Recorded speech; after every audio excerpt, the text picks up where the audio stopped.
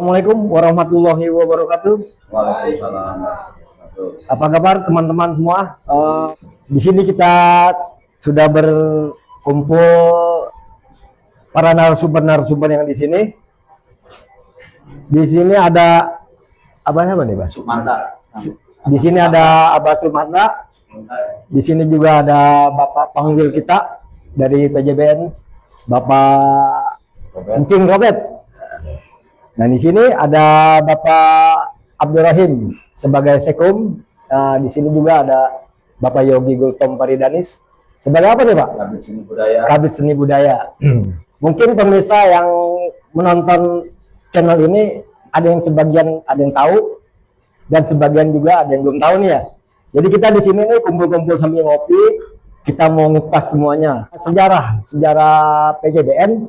Saya mau bertanya kepada Bapak Sekum kita nih, Bapak Abdurrahim, sebenarnya apa sih PJBN dan didirikannya tahun berapa, pendirinya siapa, dan sejarahnya pun seperti apa nih PJBN di sini? Ya, tentu saja ketika kita mau bicara tentang sejarah PJBN, kita kembali melihat dan membaca serta mengenal, bahasa yang paling tepat mungkin mengenal sosok seorang pendiri, yaitu Abah Sepuh, yang kita panggil adalah Abah Sepuh, dan beliau adalah seorang ulama besar di Banten, gitu kan, yang punya pengaruh besar terhadap perkembangan agama, budaya, dan sejarah. Artinya beliau sebagai orang yang memahami kultur masyarakat Banten.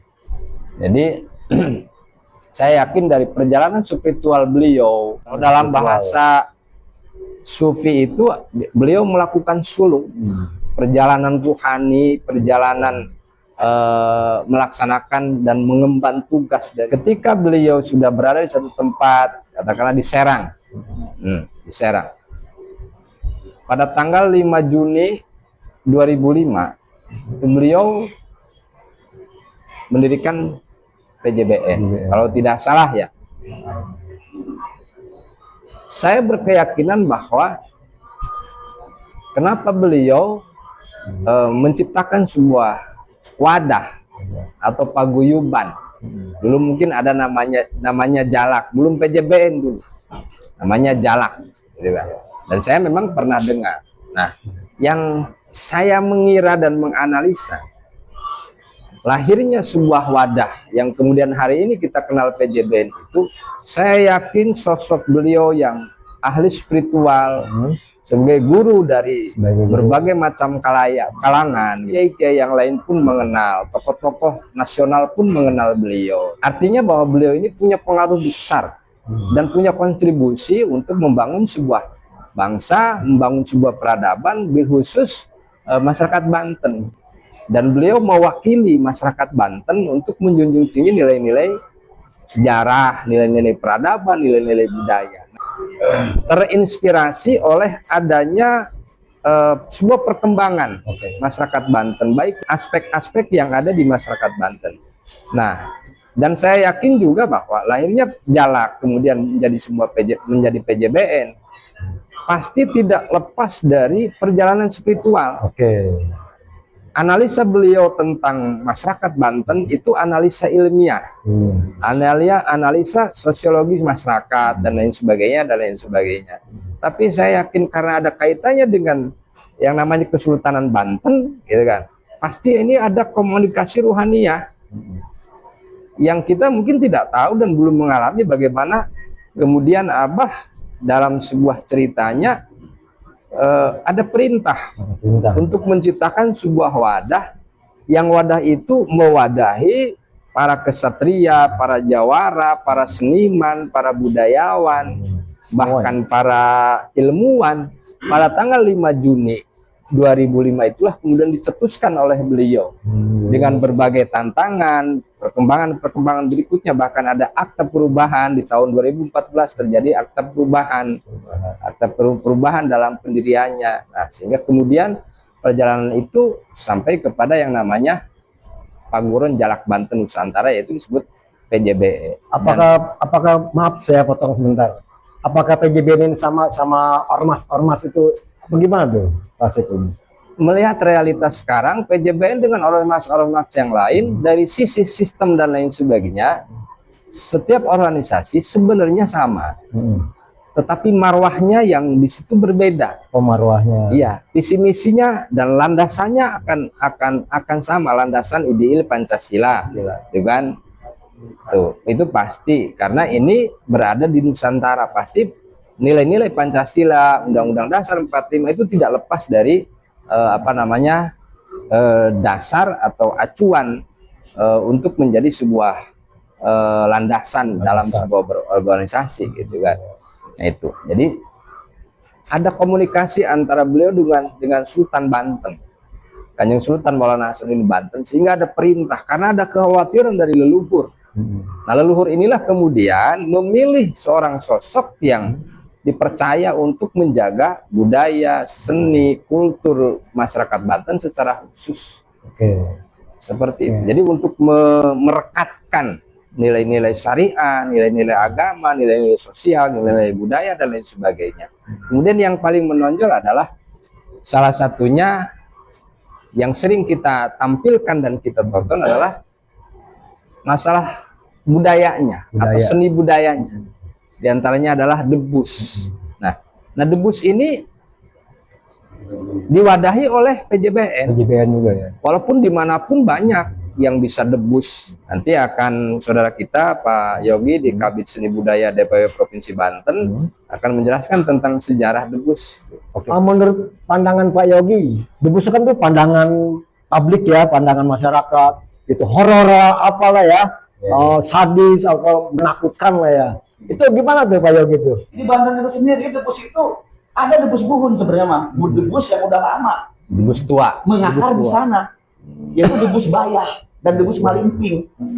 Itu pertama itu. Pertama itu debus buhun, dan sekarang pun masih, kalau saya lihat masih ada yang memperagakan debus buhun itu. Akhirnya sama Pangeran Sapakingking dimodifikasi debus itu supaya tidak menyalahi akidah keislaman gitu kan. Ya. Debusnya itu, malahan bacanya juga dimodifikasi. Bacaan yang kita mainkan di debus-debus ini semuanya dari Al-Quran, sehingga masyarakat itu jangan sampai musyrik katanya aja. Debus yang kita bawakan di PJBN itu adalah debus warisan langsung dari Syekh Sultan Hasanuddin Maulana Hasanuddin atau Pangeran Sapakingking, yang dulu beliau menyiarkan agama Islam itu melalui debus ini. Jadi debus-debus yang pertama dimainkan itu zaman dulu itu nggak jauh dari debus golok, debus golok dan debus almada itu yang main ini. Untuk yang lain sensor-sensor itu debus udah modifikasi semua ya, modern gitu ya. Ada debus tangga golok, dulu itu tangga golok. Nah itu yang asli itu ya. Gitu ya. Seperti itu ya. Terus selanjutnya debus itu sendiri pas zaman Sultan Ageng Tirtayasa dipakai untuk mempersenjatai rakyatnya menghadapi penjajah. Karena zaman waktu itu POC itu senjata itu meriam. Masyarakat itu pada takut. Kata Sultan Ageng Tirtayasa, lawan. Tapi mereka takut. Ya Sultan, mereka pakai meriam, kita pakai golok. Gimana kalau hancur semua? Akhirnya rakyatnya itu dibekali lah oleh ilmu debus itu oleh Sultan Ageng Tirtayasa untuk menghadapi POC itu ya. Dulu digojoknya di Gunung Karang. Kita kenal Gunung Karang itu sekarang. Digojoknya semua masyarakat, semua tentara, prajurit yang akan menghadapi POC penjajah itu digojok di situ. Di Gunung Karang. Jadi kebal semua tuh. Akhirnya kan di sejarah diceritakan bahwa Sultan Ageng Tirtayasa itu langsung bisa menyerang POC ya, menyerang balik itu. Sehingga POC itu susah menyerang Banten itu. Sehingga POC itu membuat siasat adu domba.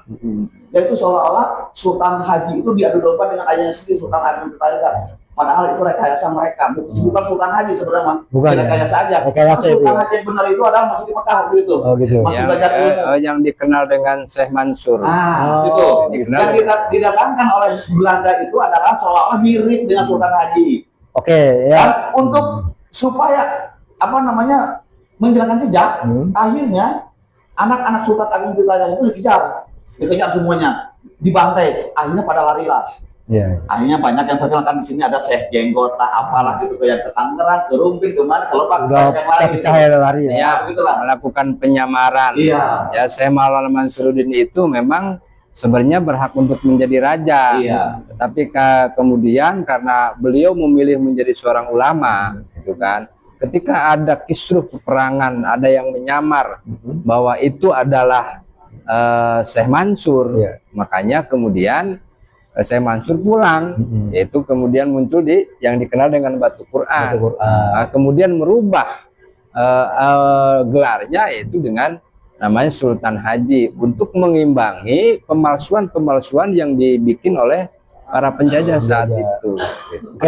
Dari sejak batas itu dan sultan kita ke bawahnya, kita nggak tahu di sultannya ini banyak yang ngaku soalnya kalau ini keturunan ada yang dari Surabaya apa itu. Batasnya itu sultan Indonesia kan, anak-anak itu dikejar semuanya oleh penjajah itu. Mungkin itu cukup dari saya penjelasannya. Untuk Panjang sebenarnya panjang itu, tapi cukup sekian. Gimana? Oke, kita kembali lagi. Oke. Ya, saya kira memang sekilas ya. Kalau untuk detailnya kita harus tahu dan menemukan manuskrip-manuskrip yang ada di Kesultanan Banten, supaya lebih valid, lebih jelas sejarah tentang berdirinya Banten, berdirinya Kesultanan, prosesnya harus seperti apa. Ini harus kita tahu sebenarnya sebagai orang PJBN. Oke pemirsa, kita lanjut lagi setelah yang lewat ini.